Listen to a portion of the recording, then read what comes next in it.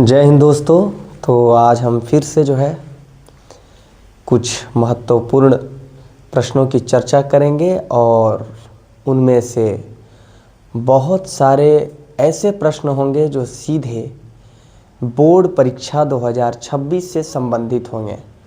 ठीक है, तो आज हम उन्हीं में से बहुत सारे प्रश्नों की चर्चा करेंगे क्योंकि बोर्ड एग्ज़ाम बहुत ही नज़दीक है, बहुत ही कम वक्त बचा हुआ है।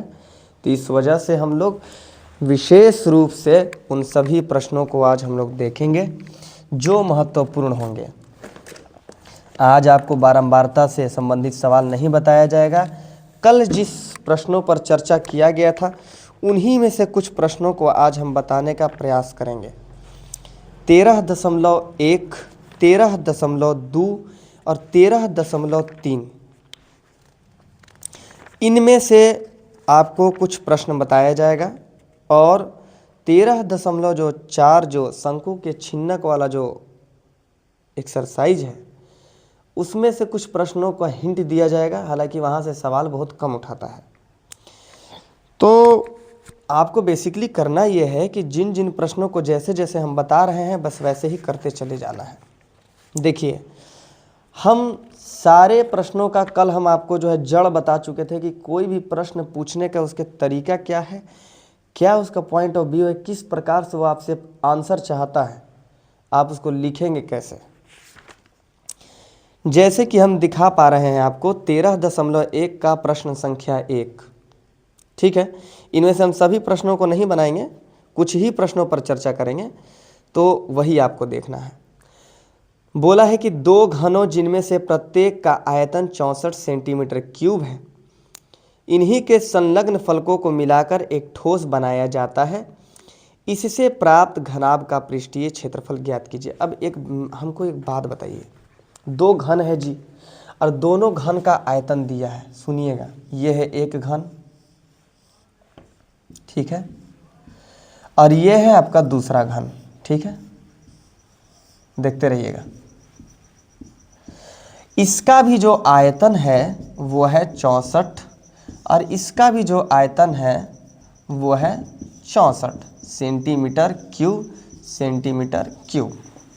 ठीक है, तो अब आपसे पूछा है कि बताइए कि इन दोनों घनों से मिलाकर एक घनाभ बनाया गया है, एक घनाभ बनाया गया है इन दोनों को मिलाकर। तो इसका आखिर पृष्ठीय क्षेत्रफल क्या होगा। हम आपको कल ही बता चुके हैं कि पृष्ठीय क्षेत्रफल का मतलब होता है कुल पृष्ठीय क्षेत्रफल या संपूर्ण पृष्ठीय क्षेत्रफल। आपको कल बताया जा चुका है कि या तो उसको बोलेंगे कुल पृष्ठीय क्षेत्रफल या संपूर्ण पृष्ठीय क्षेत्रफल बोलिए या पृष्ठीय क्षेत्रफल। जब तक हमसे ना कहे कि वक्र पृष्ठीय क्षेत्रफल तब तक हम पृष्ठीय क्षेत्रफल को कुल ही मानेंगे। अब मेरी बात सुनिए भाई, यहाँ आयतन दिया है तो आखिर ये हमसे पृष्ठीय क्षेत्रफल काहे पूछा है। बहुत सारे स्टूडेंट का दिमाग यहीं पे घूम गया। तो मेरी बात गौर से सुनिएगा, इसकी भुजा ए, इसकी भी भुजा ए, यहाँ भी ए, यहाँ भी ए, ये भी ए, ये भी ए, लंबाई चौड़ाई ऊंचाई सारी भुजा समान, सारी भुजाएं एक जैसी, सभी भुजाएं एक। तो इन दोनों को जब हम जोड़ें तो जो लंबाई है इसका वो तो भाई a प्लस ए हो गया, मतलब कि 2a हो गया। लेकिन ऊंचाइया तो वही रहेगा और चौड़ाई भी भाई वही रहेगा, तो दोनों वही रहेगा। बदलेगा क्या, लंबाई बदलेगा, क्या लंबाई। जो घन था अब घनाभ हो जाएगा। अब मेरी बात को सुनिएगा, तो यहाँ पे आप लंबाई देख रहे हैं कि 2a है, चौड़ाई देख रहे हैं कि a है और ऊंचाई भी देख रहे हैं कि a ही है। इसका मतलब अगर हम यहाँ से केवल a निकाल लेते हैं कैसे भी करके, तो इसका लंबाई भी निकल जाएगा, चौड़ाई भी निकल जाएगा, ऊंचाई भी निकल जाएगा। और जैसे ही हमको लंबाई चौड़ाई और ऊंचाई पता चल जाता है तो हम कुल पृष्ठीय क्षेत्रफल निकाल लेंगे। 2 × LB plus BH plus HL, यही ना होता है कुल पृष्ठीय क्षेत्रफल। तो सबसे पहले हम यहाँ आते हैं, देखिएगा, चूंकि दिया है, चूंकि दिया है, तो क्या दिया है जी, तो गौर से देखिएगा क्या दिया है, तो घन का आयतन, घन का आयतन, तो घन का आयतन कितना है, ए क्यूब बराबर है 64 सेंटीमीटर क्यूब। तो ए कहेगा कि इधर से जो घन है घनमूल में बदल जाएगा और ये 64 अंदर चला जाएगा और इसको जब निकालेंगे तो ये हो जाएगा 4 और ये सेंटीमीटर में हो जाएगा, क्योंकि भाई माप सारा सेंटीमीटर में है। ए का मान मेरे पास आ गया। इसलिए हम कहेंगे कि इसलिए दोनों घनों से बने, दोनों घनों से बने घनाभ, घनाभ की लंबाई, लंबाई L बराबर 2a बराबर 2 गुना 4 बराबर 8 सेंटीमीटर, चौड़ाई b, आप लिख लीजिएगा बढ़िया से, चौड़ाई b बराबर a बराबर 4 सेंटीमीटर एवं ऊंचाई, एवं ऊंचाई h बराबर भी 4 सेंटीमीटर हो गया। अब आपको क्या करना है जी, अब आपको निकाल लेना है क्या, इस बने हुए घनाभ का कुल पृष्ठीय क्षेत्रफल। तो हम यहाँ लिख देंगे, यहाँ पे हम बना देते हैं, देखिए, इसलिए घनाभ का, इसलिए घनाभ का पृष्ठीय क्षेत्रफल बराबर 2 into LB plus BH plus HL, मान बैठा दीजिए, 2 का 2, LB मतलब L का मान कितना हो गया जी, 8 हो गया, L का मान हो गया 8, B का मान कितना हो गया, तो 4, LB हो गया प्लस BH हो गया 4 गुना 4 और प्लस HL हो गया 4 गुना 8।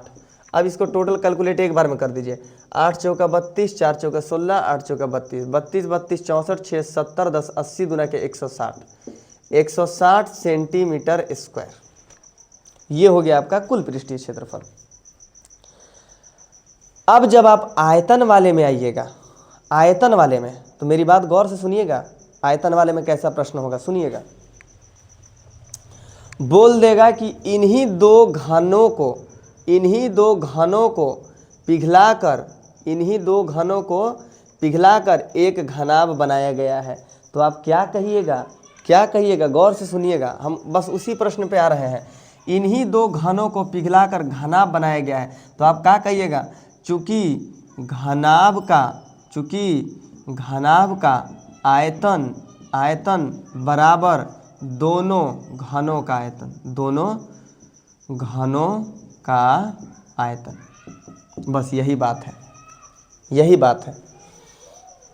तो आपके पास अब क्या करेगा, ये नहीं कहेगा, ये नहीं कहेगा कि इन दोनों घनों को पिघलाकर ये घनाभ बनाया गया तो घनाभ की सभी भुजाएं निकालिए, कभी नहीं बोलेगा। इनमें से एक को गायब कर देगा, एक बीमा को गायब कर देगा। आपके पास लंबाई और चौड़ाई दे देगा और कहेगा ऊंचाई निकालिए, चौड़ाई और ऊंचाई दे देगा, कह देगा लंबाई निकालिए, लंबाई और चौड़ाई दे देगा, ऊंचाई निकालिए, यही सब देगा। तो ये जो प्रश्न जो है, इसी प्रश्न के कई सारे रूप हैं, कई सारे रूप हैं। आप अगर गौर से देखेंगे तो बहुत ही आसान प्रश्न है। अब आप आइए आगे, थोड़ा सा इस प्रश्न को और बेहतरीन तरीके से देखने की कोशिश कीजिए, हम आपको दिखाते हैं। देखिए अगला आप प्रश्न देखिए कि कोई बर्तन एक खोखले अर्धगोले के आकार का है जिसके ऊपर एक खोखला बेलन अध्यारोपित है, ठीक है। अर्धगोले का व्यास 14 सेंटीमीटर है और इस बर्तन की कुल ऊंचाई 13 सेंटीमीटर है। तो इस बर्तन का आंतरिक पृष्ठीय क्षेत्रफल ज्ञात कीजिए। हम इस प्रश्न को आपको समझा देते हैं, ठीक है, इसको मिटा देते हैं, जिसको बनाना होगा वो बना सकता है। चलिए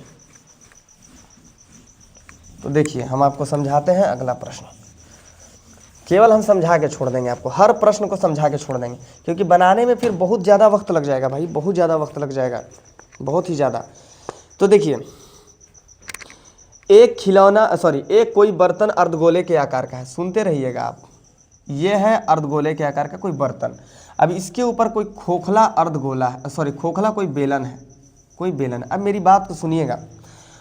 अब जो ये बर्तन है इसके ऊपर खोखला बेलन है और इसका व्यास जो है, इसका व्यास जो है 14 सेंटीमीटर है। इसकी जो कुल ऊंचाई है वो 13 सेंटीमीटर है। गौर कीजिएगा, ठीक है। चलिए इतना ही है। अब आपको यहाँ करना क्या है कि इस बर्तन का आंतरिक पृष्ठीय क्षेत्रफल बताना है। जब कभी भी कभी भी दो आकृतियों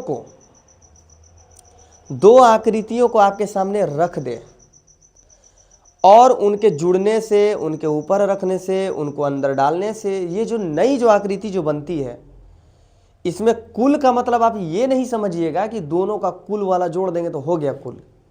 समझ गए? कुल शब्द का प्रयोग यहां कर सकता है। इसका मतलब ये नहीं है कि आप अर्धगोले का कुल और बेलन का कुल दोनों को इक्के में जोड़ दिए, हो गया आंसर। इस कुल शब्द का अर्थ दूसरा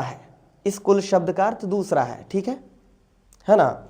चलिए, तो अब मेरी बात को गौर से सुनिएगा, फिर से वही आप काम कीजिए, या अगर आपको मानना है तो कुछ मान भी सकते हैं, जैसे कि, या अगर है सब कुछ तो देख लीजिए। जो व्यास इसका है वही व्यास इसका है, तो जो त्रिज्या इसकी होगी वही त्रिज्या इसकी होगी, तो 7 सेंटीमीटर। चूंकि व्यास है तो देखो यहाँ पे पहले लिख लेंगे हम, चूंकि दिया है क्या जी, तो देखिए अर्धगोला एवं खोखले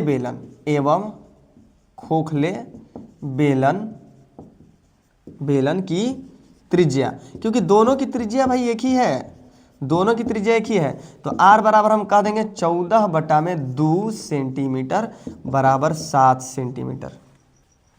इसलिए अब हम इसलिए काहे बोल रहे हैं तो सुनिए, क्योंकि हम कल ही आपको बताए थे कि त्रिज्या जितनी होती है अर्धगोले की वही होती है उसकी ऊंचाई, क्योंकि हमको बेलन का ऊंचाई चाहिए। देखिए बोला है कुल आंतरिक पृष्ठीय क्षेत्रफल निकालिए, तो हमको क्या करना होगा, तो हमको पहले तो आंसर के लिए हमको पहले तो जो सोच लाना है माइंड में वो ये है कि हमको क्या क्या चाहिए। तो हमको चाहिए बेलन का वक्र प्लस अर्धगोले का वक्र। फॉर्मूला के पास आइए, तो 2 पाई आर एच और प्लस में 2 पाई आर स्क्वायर। एच है आपके पास कहाँ? एच तो टोटल है भाई, टोटल एच है। तो जब टोटल एच है तो मेरी बात सुनिएगा, हमको तो सिर्फ बेलन का ना चाहिए एच, तो कैसे निकलेगा? तो देखिएगा, इसलिए अब हम कहेंगे, इसलिए बेलन की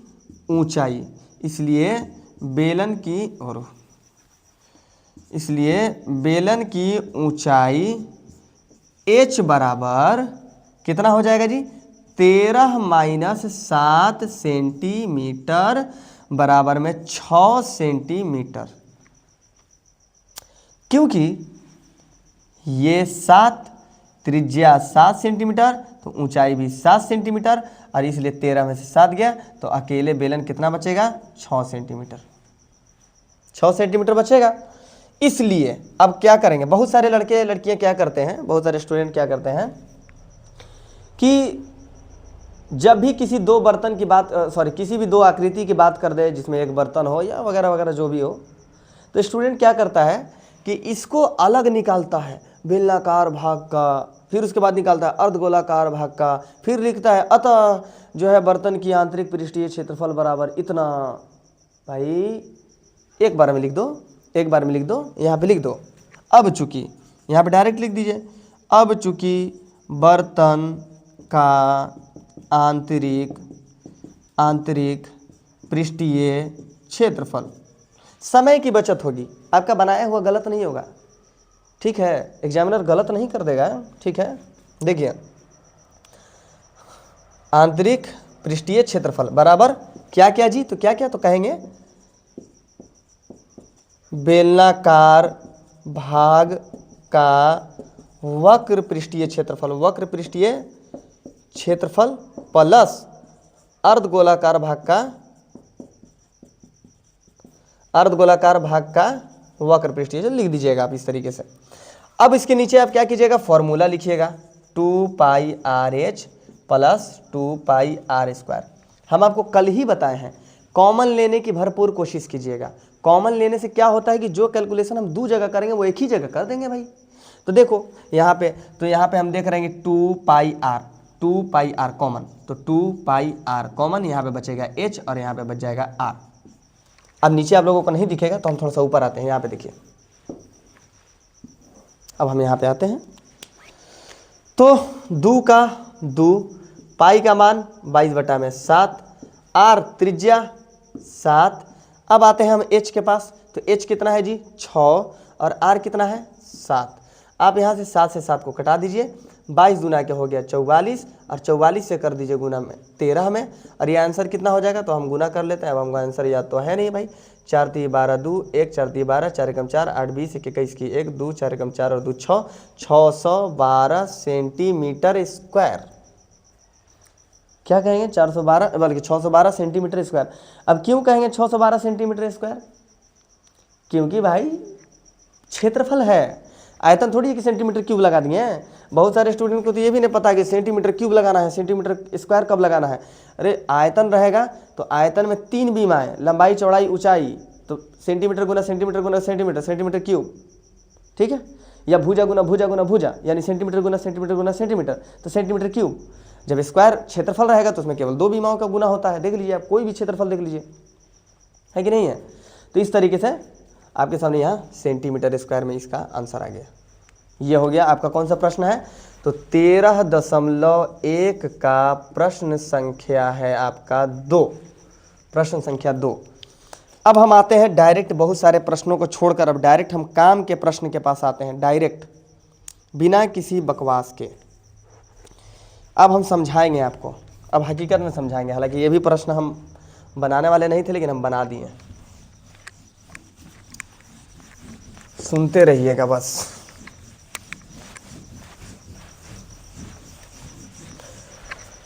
हाँ सुनिए,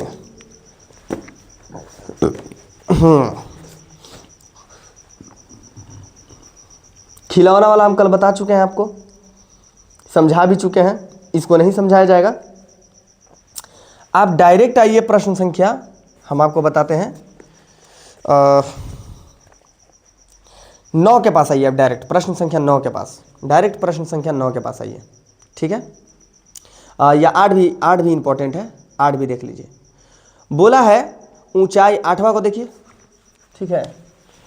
प्रश्न संख्या 8, प्रश्न संख्या 8, एक्सरसाइज 13.1। चलिए सुनिए, ऊंचाई 2.4 सेंटीमीटर और व्यास 1.4 सेंटीमीटर वाले एक ठोस बेलन में इसी ऊंचाई और इसी व्यास वाला एक शंक्वाकार खोल काट लिया जाता है। शेष बचे ठोस का निकटतम वर्ग सेंटीमीटर तक पृष्ठीय क्षेत्रफल ज्ञात कीजिए। क्वेश्चन को हम आपको समझाएंगे, हम पहले बता चुके हैं, ये सवाल बनवाया नहीं जाएगा, ठीक है। देखिए जी, ये है एक लकड़ी। अब बहुत सारा स्टूडेंट कल वाला वीडियो देख के ये सोचता होगा, अरे क्या फ़ायदा इतना बकवास करने से, फालतू डायरेक्ट सवाल बनाओ यार, है फालतू है, छोड़ हटाओ, है कि नहीं। किचकिचाहट भी होता है, क्या फालतू बकवास कर रहा है। लेकिन सुनिए, कल जो बताया गया है ना, कल वो अमृत है, बुझा गया, वो अमृत है। कल जो समझ गया कि प्रश्न कैसे आता है, कैसे बनता है, प्रश्न का स्ट्रेटेजी कैसे होता है, तो सब स्टूडेंट समझ गया, समझ में आ रहा है। और जिनको कल वाला जो बकवास लगता होगा ना, उसको ही समझ में भी नहीं आएगा। सुन लीजिए, कल ही हम बताए थे, देखिए ये है जी बेलन, ये है बेलन, ठीक है। और ये बेलन जो है ठोस है, ठीक ना, इसको समझिएगा, ठोस है। अब इसी ठोस बेलन में से एक शंकु काट के निकाला जाता है, ऐसे लो, एक शंकु काट के निकाल लिया बहरी। तो अब तुमको सोचना है, माइंड लगाओ कि कहाँ कहाँ आखिर जो है इसमें कहाँ कहाँ आखिर पेंट पुचारा होगा, ठीक है। थोड़ा हम देखने आ गए हैं क्योंकि आज कोई है नहीं, तो देख रहे हैं कि दिखाई दे रहा है कि नहीं बुढ़वा पे, हम काले नज़र आ रहे हैं कि गोरे है कि नहीं है। काला आदमी होना आज के दौर में पाप हो चुका है, पाप। हालांकि बनाने वाला जो है भाई भेदभाव नहीं करता है, अल्लाह ताला भेदभाव थोड़े किए हैं, है कि नहीं है। ऐसा थोड़ा है कि काला आदमी है तो उसको 2 आँख नहीं देंगे, हम 1 को देंगे, या काला आदमी है तो उसको जो है हम विकलांग बनाएंगे, या ऐसे थोड़ा है कि काला आदमी है तो हम उसको जो है क्या बोलते हैं कि 1 हाथ में नहीं देंगे। अल्लाह ताला सबको दिए हैं, सब कुछ दिए हैं, है कि नहीं है। तो हम देखने गए थे कि काले नज़र नहीं ना आ रहे हैं, काहे कि बोर्ड पे हम भी नज़र आने चाहिए, ऐसा ना कि लाइट के अभाव के वजह से हम दिखे ही ना तुम लोगों को। खैर कोई बात नहीं है। देखिए जी, तो हुआ क्या श्रीमान कि हमको कुछ भी नहीं पता इस प्रश्न में कि ये प्रश्न क्या कह रहा है, लेकिन इतना बुद्धि है कि ठोस था, इसमें से काट के निकाल लिया गया। पृष्ठीय क्षेत्रफल के प्रश्न में सबसे पहले आपका माइंड जाना चाहिए कहाँ कहाँ पेंट होगा, बस यही बात है, कहाँ कहाँ पेंट होगा। तो देखिए पहले तो पेंट हम ब्लू वाले से दर्शाते हैं। देखिए पहले तो पेंट इधर होगा, फिर पेंट इधर होगा। अच्छा, पेंदी काट के निकाला नहीं है गुरु, पेंदी अभी उसी में लगा हुआ है, तो पेंट यहाँ भी होगा। और पेंट अब गड़हवों में होगा, पेंट गड़हवों में होगा पेंट, तो देखिए पेंट यहाँ भी होगा और पेंट यहाँ भी होगा। अब यहाँ कहाँ कीजिएगा, हवा में पेंट कीजिएगा, हवा में पेंट कीजिएगा, वहाँ तो पेंट होगा ही नहीं, क्योंकि वहाँ का जो भाग था आप खड़े काट के निकाल लिए, वहाँ तो पेंट होबे नहीं करेगा।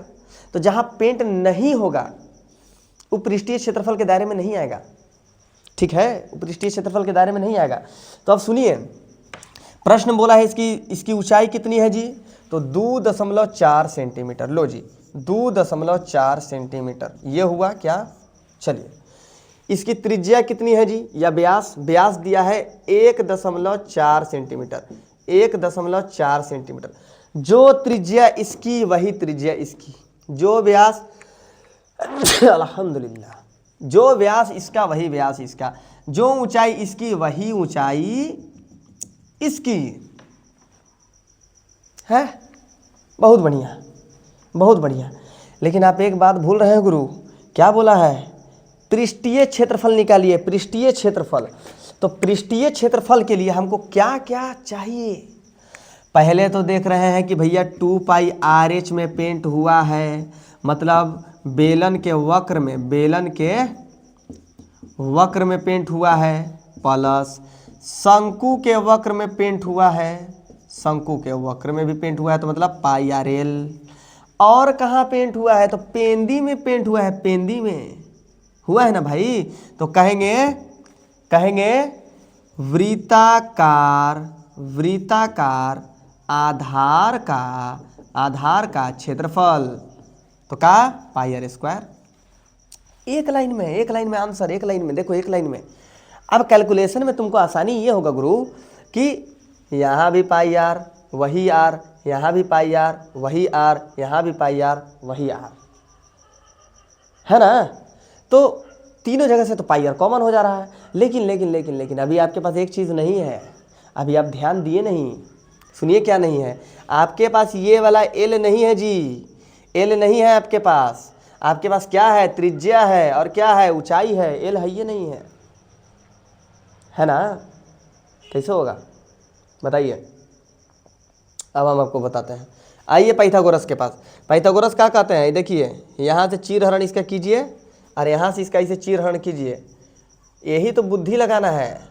अब ये बन गया एक समकोण त्रिभुज, और समकोण त्रिभुज में ये हो गया लंब, ये हो गया कर्ण, और ये हो गया आधार। तो आपके पास लंब दिया है 2.4, आधार दिया है 1.4, और आपको कर्ण निकालना है यानी तिर्यक ऊंचाई। तो तिर्यक ऊंचाई L² बराबर होता है h² प्लस में r², मतलब कि L बराबर होता है under root h² plus r²। तो h² है 2.4 का होल स्क्वायर, और प्लस r² है 1.4 का होल स्क्वायर, 1.4 का होल स्क्वायर। तो 24 का जब 2.4 का जब स्क्वायर कीजिएगा तो ये आ जाएगा 5.76, और 14 का जब कीजिएगा तो ये कितना आ जाएगा, 14 का हो जाएगा भैया 156, और ये भी 2 अंक के बाद दशमलव हो गया ना जी, हो कि नहीं हो गया। 156 नहीं आएगा, 196 लीजिए, 2 अंक के बाद दशमलव, होगा कि नहीं होगा, है ना। तो देखिए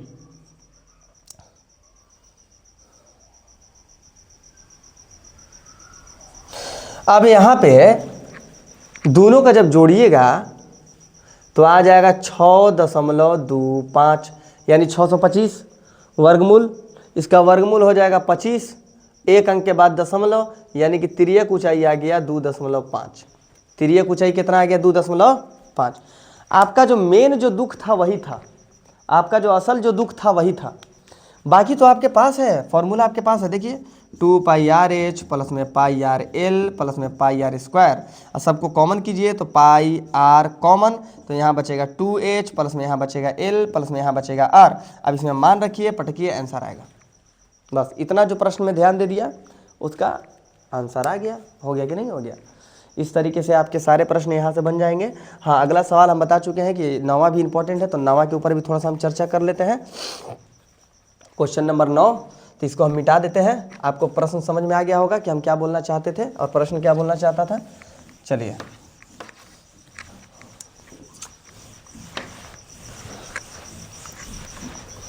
अगला जो प्रश्न है प्रश्न संख्या 9 भी थोड़ा सा बढ़िया प्रश्न है। अगर प्रश्न पूछना ही होगा तो यहाँ से पूछ लेगा। अरे इसमें तो बहुत कम सवाल पूछता है यार, पृष्ठीय क्षेत्रफल से सवाल नहीं पूछता है उतना। जो सवाल इसे पूछता है ये आयतन से सवाल पूछता है। देखिए यहाँ हम आपको पृष्ठीय क्षेत्रफल भी और आयतन भी दोनों तरीके से हम आपको प्रश्न बता देंगे। ये लकड़ी का एक ठोस बेलन है, इसके दोनों सिरे से अर्धगोला काट के निकाला गया है। तो बताइए कि वस्तु बनाई गई है जैसे कि आकृति इतना में दिखाया गया है। यदि बेलन की ऊंचाई 10 सेंटीमीटर है, बेलन की ऊंचाई आपके सामने दे दिया है 10 सेंटीमीटर, ये रहा जी, बेलन की ऊंचाई 10 सेंटीमीटर है और आधार की त्रिज्या 3.5। लीजिए, आधार की त्रिज्या 3.5 सेंटीमीटर दे दिया। तो अब आपको बताना है कि वस्तु का संपूर्ण पृष्ठीय क्षेत्रफल। अब संपूर्ण पृष्ठीय क्षेत्रफल सुनकर भावनाओं में मत बह जाइएगा। संपूर्ण पृष्ठीय क्षेत्रफल का मतलब ये नहीं है कि दोनों एकदम माने एहू का संपूर्ण और एहू का संपूर्ण, गलती हो जाएगा भाई। पेंट कहाँ हो रहा है उसको देखो, तुम देखो, पेंट यहाँ हुआ, पेंट यहाँ हुआ, पेंट गढ़हवा में होगा और पेंट इहो गढ़हवा में होगा कि नहीं होगा? तो भैया कहाँ हुआ पेंट? तो बेलन के वक्र भाग में। और कहाँ हुआ पेंट? दोनों अर्धगोलाकार भाग के गड्ढा में यानी वक्र में। अब यहाँ हवा में तो पेंट नहीं कीजिएगा, यहाँ हवा में पेंट कीजिएगा, ढक्कन तो खुला है ऊपर से। तो कहेंगे दोनों अर्धगोला के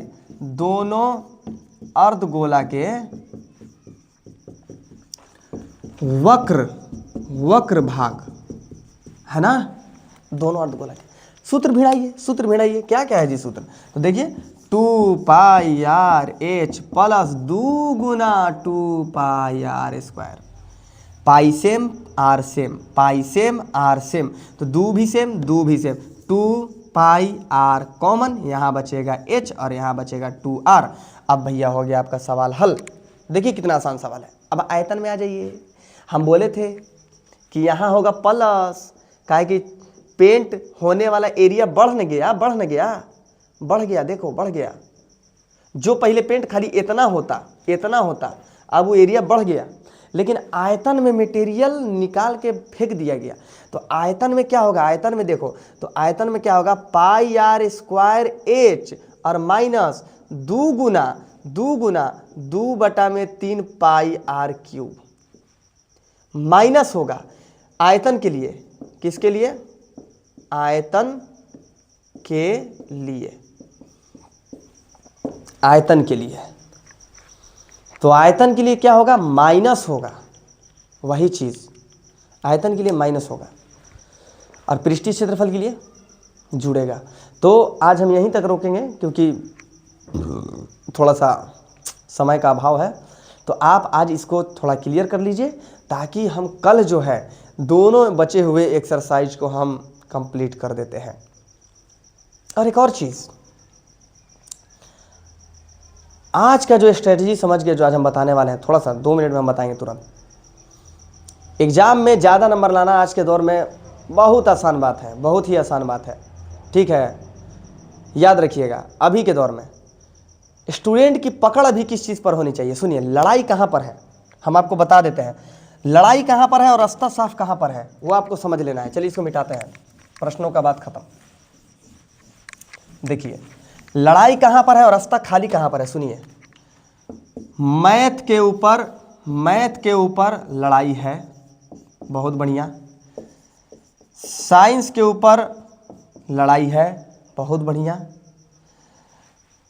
ये दोनों के ऊपर जम के लड़ाई है। जो तुम पढ़ोगे वही अगला स्टूडेंट पढ़ेगा, जम के लड़ाई है। इसीलिए इन दोनों में आप देखेंगे लगभग सभी छात्रों का औसत आता है, औसत मतलब लगभग ठीक ठाक आ जाता है सबका। लड़ाई कहाँ कहाँ है? बहुत सारे स्टूडेंट को ये लगता है अरे हम तो जो है क्या बोलते हैं हिंदी में हम तो वेद प्रकाश हैं, क्या बात है। उसको हिंदी में लगता है कि अरे हम बहुत महान हैं, हम तो हिंदी एकदम मतलब हिंदी नाम सुन के उसको लगता है बड़ी आसान है। गलत बात। हिंदी में जो स्टूडेंट तानी सी जोर लगाया बहुत आगे जाएगा। मेरा इतना गंदा राइटिंग है हिंदी में, हम 12th क्लास में 80-82 नंबर ले आए थे। कहाँ से लाए थे भाई हम? तो पहले सुन लीजिए, 12th क्लास की बात बता रहे हैं। ऑब्जेक्टिव में एकदम खड़े लूट लीजिए, एकदम 45 से एकदम 48 नंबर, या कभी कभी तो 50 भी आ जाता है कि नहीं है? कभी कभी तो 50 में कोई स्टूडेंट 50 मार दिया, ई हो गया। अरे इतना बुरा, अगर कितना बुरा अगर आपका राइटिंग है तो लिख लाख के एकदम 35 नंबर से 40 नंबर तो एकदम कैसे हूँ लूट लोगे यार, काम खत्म। अच्छा कौन लिखेगा? जो हिंदी का बुक रीडिंग किया है वो लिखेगा। कंपटीशन हम बोले हैं कि मैथ और साइंस में है, क्योंकि पूरे बिहार की हम बात बता रहे हैं, सुनिएगा। पूरे बिहार में आज ऑनलाइन का ज़माना आ चुका है तो वो अलग बात है कि बहुत सारे टीचर तरह तरह के टीचर को रख रहे हैं। ये बहुत बड़ी जो है भाई बहुत बड़ा काम है, क्योंकि सभी टीचर सभी विषयों के जो है बड़े बड़े कोचिंग ऑर्गेनाइजेशन जो हैं वो हर विषय के शिक्षक को रख रहे हैं और सभी विषय को उतना ही महत्वता दे रहे हैं जितना मैथ और साइंस को देना जाना चाहिए। ठीक है, तो अब यहाँ पे देखो मारपीट कहाँ है? मारपीट ही मैथ और साइंस पे है। आज भी ग्रामीण क्षेत्र में जितने भी कोचिंग संस्थान है, चाहे जो ऑफलाइन जो पढ़ाते हैं लोग, उनमें से 75 से 80% जो टीचर हैं वो क्या करते हैं? 2 सब्जेक्ट पर बहुत ज़्यादा फोकस है, 2 सब्जेक्ट पर। तुम जिस सेंटर पर जाओगे वहाँ भी इसी पर फोकस है। सुनिए, मैथ और साइंस। हिंदी सबको लगता है कि हम महान हैं, सबको लगता है कि हम जो है प्रेमचंदे हैं, समझ गए? तो हिंदी में नंबर दबने का चांस होता है, इसलिए हम बता रहे हैं कि हिंदी का बुक रीडिंग कीजिए, कहानी पढ़िए। अरे ऑब्जेक्टिव कहाँ से पूछेगा? कहानी से। तीसरा, उर्दू या संस्कृत। तो उर्दू या संस्कृत भी सबको लगता है कि हम तो या तो पंडितें हैं या तो हम मौलाना हैं। उर्दू का नाम सुन के मुसलमान लड़कियों को लगेगा अरे हम तो मौलाना साहब अस्सलाम वालेकुम, और पंडित जी को प्रणाम। उसको लगेगा अरे हम तो एकदम मतलब कि ऋषि मुनि में एकदम जन्म लिए हैं, एकदम मतलब कि हम जो है क्या बोलते हैं कि इस रिलीजन से आते हैं, तो एकदम हमारे पे छपा हुआ है, मोहर माराया हुआ है एकदम कि हम एकदम पंडितें हैं या तो हम एकदम मौलाना ही हैं। ये गलत बात है। आता जाता घंटा कुछ नहीं है। बात को समझ गए आप? बहुत सारे स्टूडेंट को अरे नाम नहीं लिखने आता है, सुन लीजिए। तो इसमें भी जो है कंपटीशन नहीं है। कहाँ है कंपटीशन? दूर दूर तक नहीं है। असल जो नंबर जो भगाने वाला जो है ना, असल नंबर भगाने वाला वो ये है सोशल साइंस। इस 3 विषय में जो आगे उस सब विषय में आगे। हिंदी में खाली कुछ नहीं 85 प्लस ले आइए, उर्दू में या संस्कृत में 85 से 90 ले आइए, आसान है। सोशल साइंस में मेरी गारंटी है, मेरे जितने भी स्टूडेंट हैं उनका 90 प्लस नंबर आएगा। क्यों आएगा? क्योंकि हमने इकोनॉमिक्स भी पढ़ाया है, सिविक्स भी पढ़ाया है, जो है जियोग्राफी भी पढ़ाया है, हिस्ट्री भी पढ़ाया है, डिजास्टर मैनेजमेंट भी पढ़ाया है। इन सभी विषय को मैंने कंप्लीट करा दिया है।